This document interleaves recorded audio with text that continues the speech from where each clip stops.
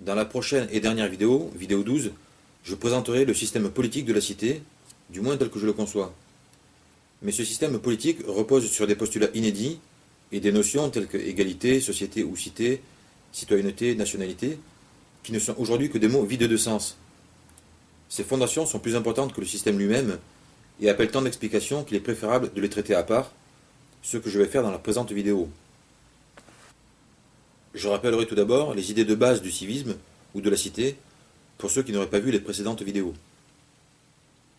La cité est constituée de citoyens librement associés, vidéo aussi sur le contrat social, et égaux en devoirs et en droits, égaux notamment dans le devoir de participer à la vie de la cité, selon ce que la cité considère comme une participation, égaux notamment dans le droit de profiter des bienfaits de la cité.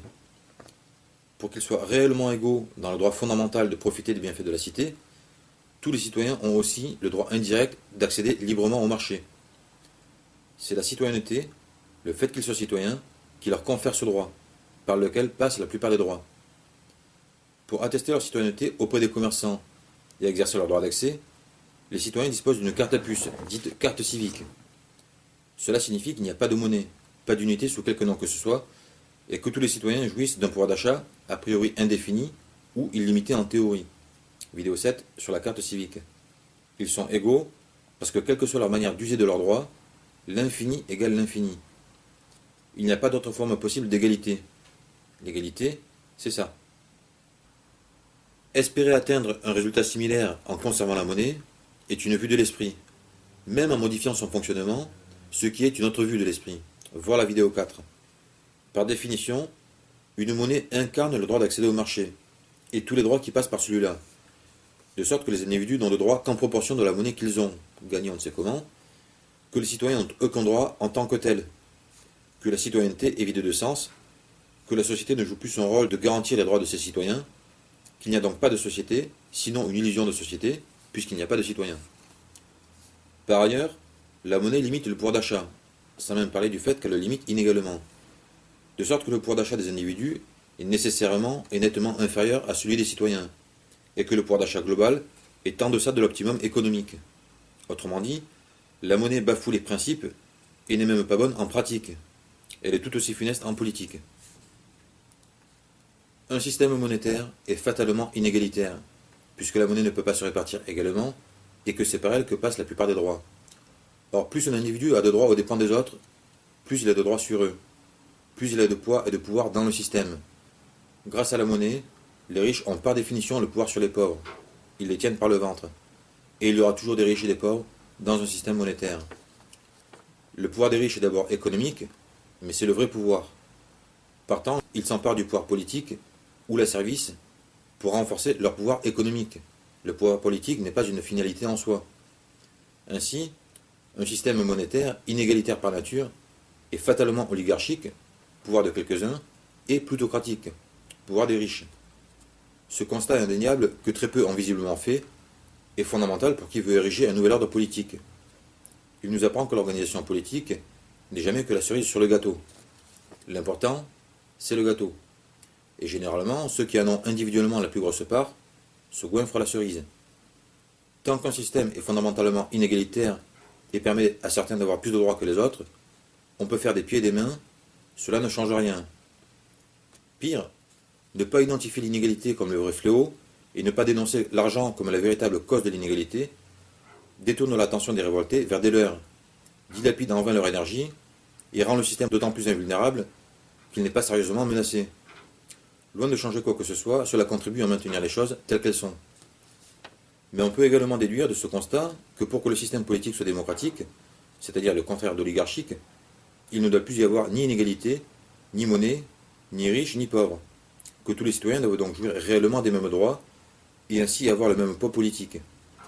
Ce qui ne veut pas dire que tous auront des fonctions politiques, mais qu'aucun ne pourra être écrasé par le pouvoir politique, ou à l'inverse, qu'aucun ne pourra s'en emparer pour l'exercer à son profit ou celui de quelques-uns. Ce qui ne veut pas dire non plus que tous les citoyens devront avoir les mêmes choses, mais que tous, de par leurs droits, pourront potentiellement les avoir. Telle sera précisément la situation dans la cité. Les droits du citoyen seront reconnus et garantis de manière structurelle. Personne ne pourra y attenter. Ils ne dépendront pas du régime politique, qui dès lors sera démocratique par la force des choses. Qu'est-ce que la démocratie? La démocratie est le système politique dans lequel les lois sont réellement l'ouvrage du peuple. Je n'entre pas plus avant dans cette question qui fait l'objet de la première vidéo à laquelle je vous renvoie. Ce qui nous intéresse ici, c'est le mot et la notion de peuple. Que désigne-t-il? Visiblement, le corps politique, c'est-à-dire l'ensemble des individus jouissant du droit de cité. Théoriquement, tous les citoyens devraient avoir ce droit. Mais ce serait oublier que tout droit est la contrepartie de devoirs. Or, dans le système appelé cité, les devoirs du citoyen relèvent du domaine économique et social. Ils ne génèrent pas et ne justifient pas la jouissance du droit de cité. Par ailleurs, le droit de contribuer à la formation des lois de la cité suppose que l'on vit et que l'on se destine à vivre sous les lois que l'on a contribué à faire adopter, que l'on a à cœur de défendre les intérêts de la cité, que l'on est viscéralement attaché à la cité. Mais la citoyenneté est trop facile à acquérir et trop liée à l'intérêt personnel pour être le gage d'un tel attachement. Et il serait aussi aberrant que dangereux de confier en toute partie le présent et l'avenir de la cité à des natifs qui se prennent pour des citoyens du monde, comme à des immigrés qui ne savent toujours pas où ils campent. Bref, la citoyenneté est nécessaire, mais pas suffisante pour avoir le droit de cité. Celui-ci doit être l'apanage des citoyens qui, quelles que soient leurs origines, n'ont non seulement donné à la cité aucune raison de se défier d'eux, mais qui encore lui ont prouvé leur fidélité en répondant à ses appels et en remplissant volontairement des devoirs particuliers, comme par exemple un service national. Ces devoirs particuliers et ces droits politiques caractérisent et confèrent un statut distinct de la citoyenneté que le civisme appelle la nationalité. La nationalité, comme la citoyenneté, s'acquiert et se conserve par des actes. Nul ne naît avec, nul n'en hérite. Chacun doit la mériter. Ni droit du sol, ni droit du sang. Pas de droit sans devoir, pas de devoir sans droit. Il apparaît ainsi que si l'ensemble des citoyens constitue la cité au sens large, la nation, elle, c'est-à-dire la cité en tant que corps politique ou peuple, est plus restreinte et n'est constituée que des seuls citoyens nationaux. Je rappelle que la nationalité et les devoirs qui vont avec se méritent et qu'elle est à la portée de tout citoyen volontaire, que ce n'est donc pas la nation qui exclut certains citoyens, mais ces derniers qui n'ont pas voulu en faire partie. Je signale également que tous les citoyens, nationaux ou non, sont égaux en devoirs et en droits en tant que citoyens.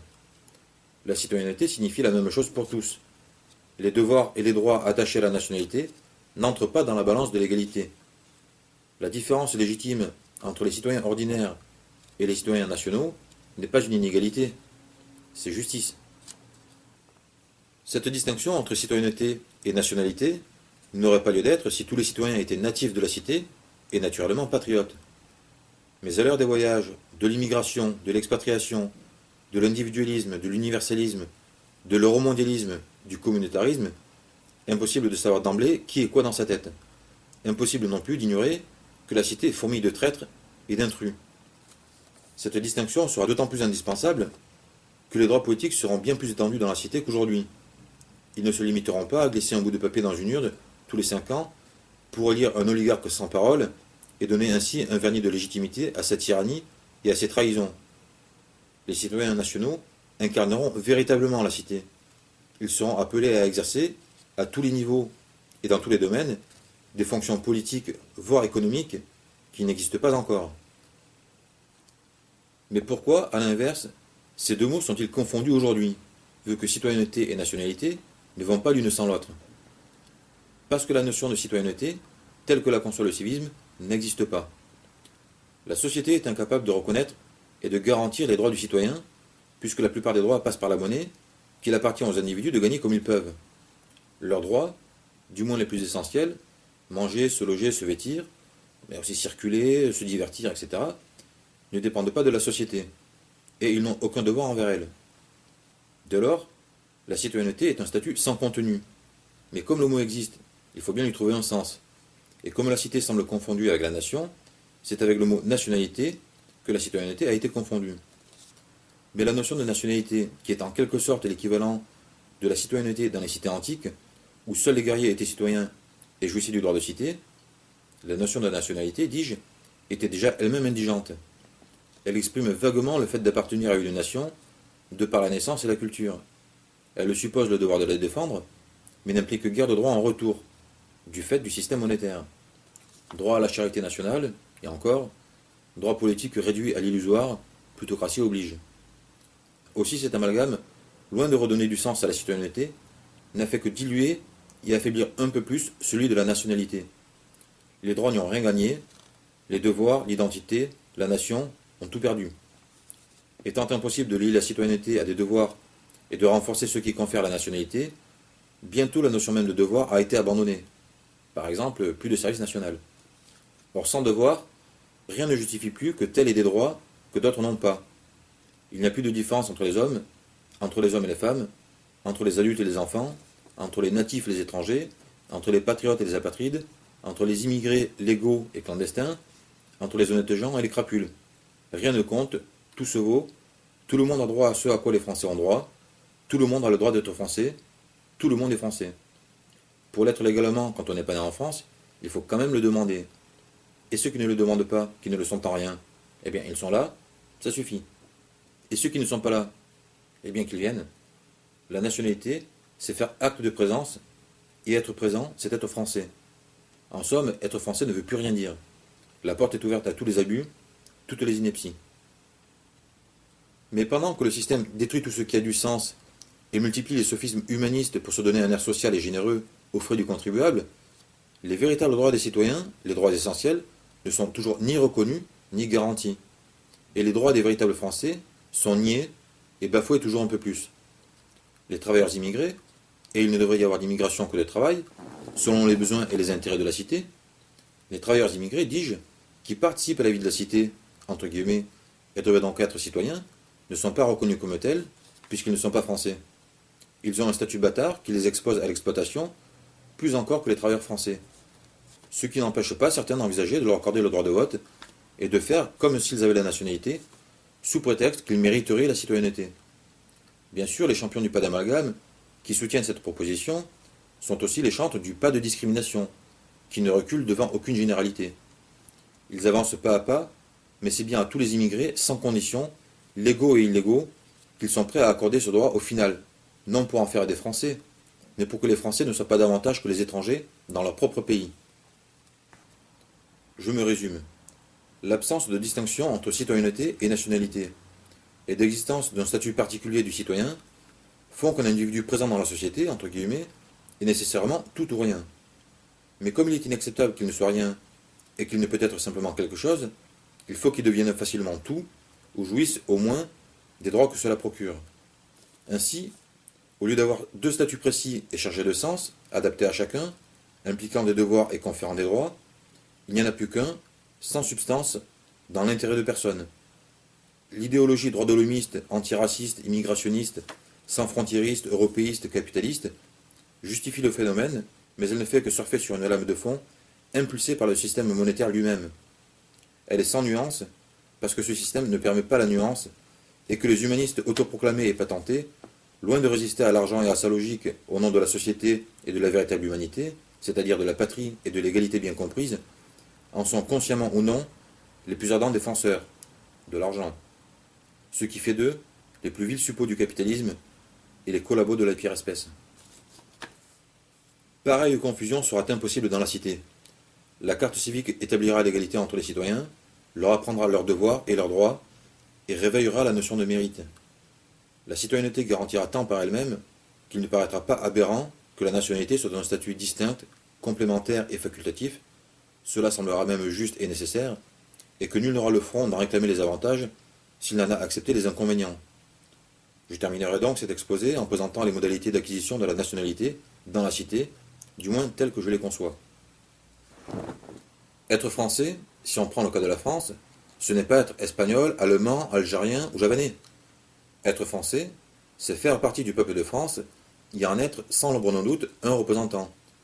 Cela suppose l'adoption des codes d'appartenance propres à ce peuple, hérités de son histoire. En clair, avant de pouvoir prétendre à la nationalité française, il faut remplir notamment les critères qui attestent que l'on est bien français, au sens culturel, et pas autre chose.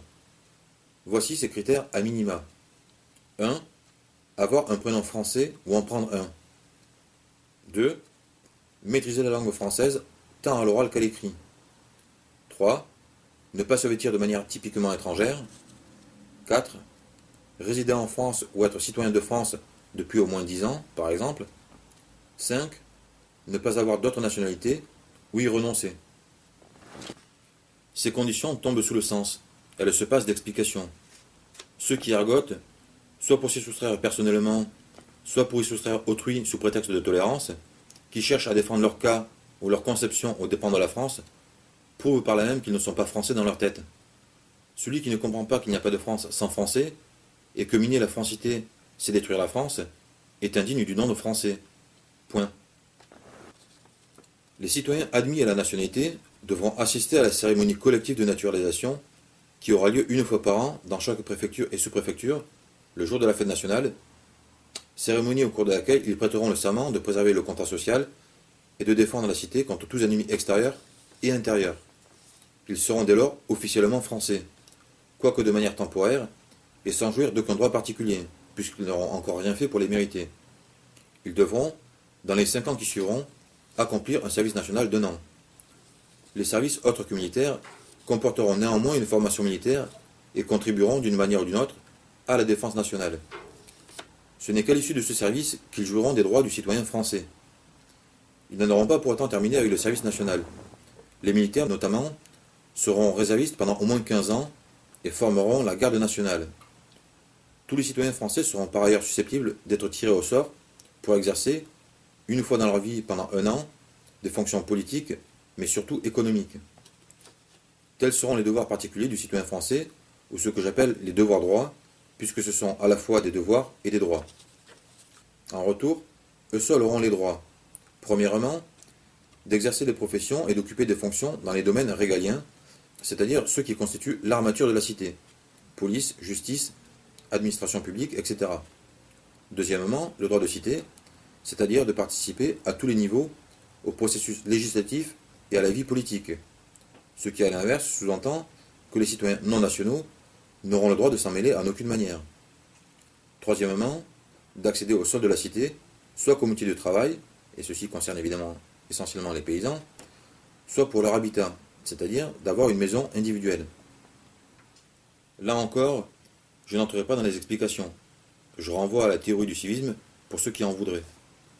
Je conclus en attirant l'attention sur le fait que la nationalité, en tant que statut, ne sera pas acquise une fois pour toutes. Les reniements, les manquements aux devoirs du français et du citoyen, les crimes la compromettront. Au final, les citoyens bardés de la nationalité seront d'une fidélité à toute épreuve, et la cité pourra sans hésiter leur confier sa vie. La confiance sera la contrepartie de toutes ces exigences. Les citoyens nationaux constituant le peuple français seront réellement souverains. Il ne pourrait en être de même avec des Français de papier. Dans ces conditions, qui sont notre lot actuel, la démocratie serait fatale à la cité.